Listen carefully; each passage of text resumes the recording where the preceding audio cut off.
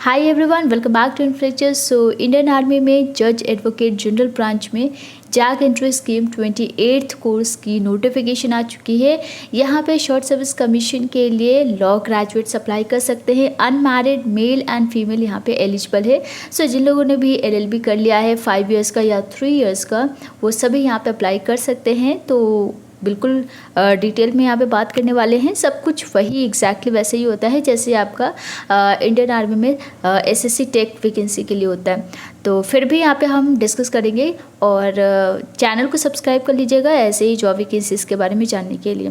Okay, सबसे पहले eligibility तो ऑल ओवर इंडिया वैकेंसी है, मतलब आप किसी भी स्टेट से बिलोंग करते हैं, आप इंडिया के सिटीजन होने चाहिए। एंड यहाँ पे एज लिमिट दिया गया है 21 to 27 ईयर्स, जिसके लिए 1 जनवरी 2022 कट ऑफ डेट दी गई है। इसके अकॉर्डिंग ही आपको चेक करना है। सो यहाँ पे देख लीजिएगा 2022 दिया गया है 1 जनवरी। ओके, और डेट ऑफ बर्थ के अकॉर्डिंग भी यहाँ पे आप चेक कर सकते हैं, जो कि यहाँ पे दिया गया है।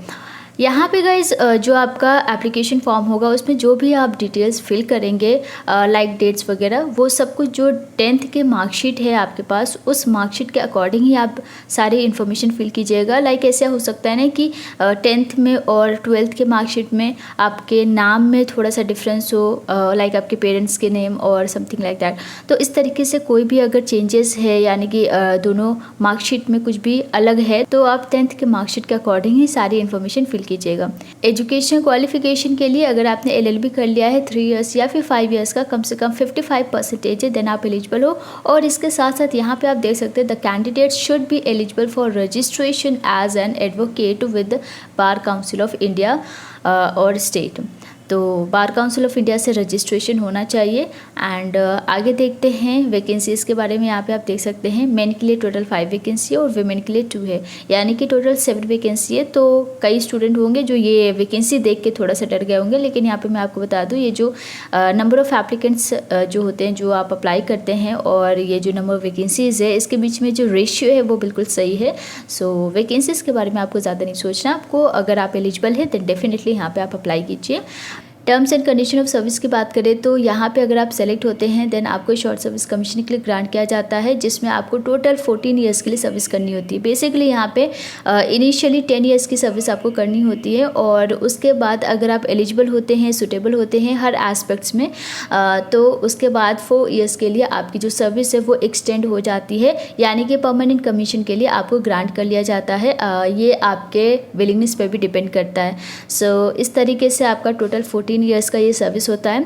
और इन केस कोई ऐसा मेल या फीमेल ऑफिसर है जो एलिजिबल है, फिट है, सुटेबल है, बट वो PC यानी कि परमानेंट कमीशन के लिए ग्रांट नहीं होते हैं, देन उस केस में आप चाहो तो SSC यानी कि शॉर्ट सर्विस कमीशन ऑफिसर्स के लिए भी टोटल 14 ईयर्स के लिए सर्विस कर सकते हैं।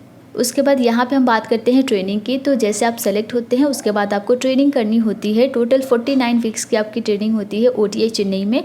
और यहाँ पे बेसिकली जितने भी ये वीक्स का ट्रेनिंग होता है, जब तक आपका ट्रेनिंग यानी कि प्री कमीशन ट्रेनिंग कंप्लीट नहीं हो जाती, तब तक आप अनमैरिड होने चाहिए और आप पेरेंट्स या गार्जियन के साथ नहीं रह सकते हैं। तो ये कंडीशन होती है during 49 weeks of training. And इसके बाद ये जो प्री कमीशन ट्रेनिंग है जैसे आपका कंप्लीट हो जाता है, उसके बाद आपको पोस्ट ग्रेजुएट डिप्लोमा मिल जाता है in defence management and strategic studies, जो कि यूनिवर्सिटी ऑफ मद्रास के द्वारा दिया जाता है। एंड उसके बाद कॉस्ट ऑफ ट्रेनिंग के बारे में यहाँ पे दिया गया है। Promotion criteria and salary structure के बारे में यहाँ पे डिटेल में आप देख सकते हैं। बेसिकली सबसे पहले तो लेफ्टिनेंट रैंक में आपको शॉर्ट सर्विस कमीशन के लिए ग्रांट किया जाता है। उसके बाद captain, major, lieutenant colonel and colonel, उसके बाद बाकी जो पोस्ट है उसके लिए आपको प्रमोट किया जाता है। तो यहाँ पे ड्यूरेशन देख सकते हैं कि 2 साल, 6 साल, 13 ईयर्स, 26 ईयर्स के बाद आपको प्रमोट किया जाता है। इस तरीके से आपका प्रमोशन क्राइटेरिया है। सैलरी यहाँ पे आप देख सकते हैं, आपकी जो बेसिक पे होती है वो 56,100 रुपीज़ होती है। तो यहाँ पे इसके साथ साथ और भी आपको अदर अलाउंसेस मिलते हैं, जो कि सब कुछ इंक्लूड करने के बाद आपकी सैलरी काफ़ी अच्छी हो जाती है। इसके साथ साथ और भी बहुत सारे ऐसे बेनिफिट्स मिल जाते हैं आपको, लेकिन इसके लिए आपको मेहनत भी करनी पड़ती है। यहाँ पे एसएसबी इंटरव्यू को क्रैक करना is not a easy task, बहुत ज़्यादा यहाँ पे आपको मेहनत करना पड़ता है। और यहाँ पे कुछ ऐसे भी होते हैं एसएसबी इंटरव्यू क्लियर करने के बाद भी सिलेक्शन नहीं होता है, क्योंकि यहाँ पे लिमिटेड नंबर ऑफ़ वैकेंसीज़ होती है। तो उसके अकॉर्डिंग मेरिट लिस्ट जो आपका निकलता है, अगर आपका नाम होता है तभी आप सेलेक्ट होते हैं, ठीक है। तो आगे देखते हैं क्या है। यहाँ पे आप देख सकते हैं कि किस तरीके से आपका बेसिकली आपको अप्लाई कैसे करना है। तो लिंक डिस्क्रिप्शन बॉक्स में मिल जाएगा आपको। joinindianarmy.nic.in ये जो वेबसाइट है वहीं पे जाकर रजिस्ट्रेशन करने के बाद आपको ऑनलाइन अप्लाई करना होता है। सो एप्लीकेशन आपका स्टार्ट हो चुका है, लास्ट डेट मैं आपको आगे दिखा दूँगी। एंड यहाँ पे सिलेक्शन प्रोसेस की बात करते हैं। सो बेसिकली जितने भी कैंडिडेट्स यहाँ पे अप्लाई करते हैं, सबसे पहले तो यहाँ पे एप्लीकेशन को शॉर्टलिस्ट किया जाता है। सो LLB डिग्री में जो आपके मार्क्स है उसके अकॉर्डिंग ही, और आपके जितने भी डॉक्यूमेंट्स आपने सारी सबमिट वगैरह किया है, जो एप्लीकेशन आपने फॉर्म फिल की है, वो सब अगर आपका सही रहता है तो यहाँ पे शॉर्टलिस्ट आपको किया जाता है मार्क्स के अकॉर्डिंग, ठीक है। एंड शॉर्टलिस्ट होने के बाद बेसिकली आपका जो एसएसबी इंटरव्यू होता है उसके लिए सेंटर अलॉटमेंट होती है। तो वो आपको आपके ईमेल के थ्रू इंटीमेट की जाती है। एंड उसके बाद आपको वेबसाइट पे जाके लॉगिन करना होता है, वहाँ पे आपको एसएसबी डेट चूज़ करना होता है, और फिर शॉर्टलिस्टेड एलिजिबल कैंडिडेट को ही एसएसबी के लिए जाना होता है, जो भी आपका सेलेक्टेड सेंटर होता है। तो यहाँ पे 4 फिक्स्ड सेंटर्स हैं, इलाहाबाद, भोपाल, बैंगलोर एंड कपूरथला। तो यहीं पे आपका एसएसबी इंटरव्यू होगा। और ये बेसिकली यहाँ पे 2 स्टेजेस होते हैं, स्टेज 1, स्टेज 2। स्टेज 1 क्वालिफाई करते हैं, उसके बाद ही आप स्टेज 2 देते हैं। अगर आप स्टेज 1 क्वालिफाई नहीं करते हैं, फेल हो जाते हैं, देन आपको सेम डे ही रिटर्न कर दिया जाता है।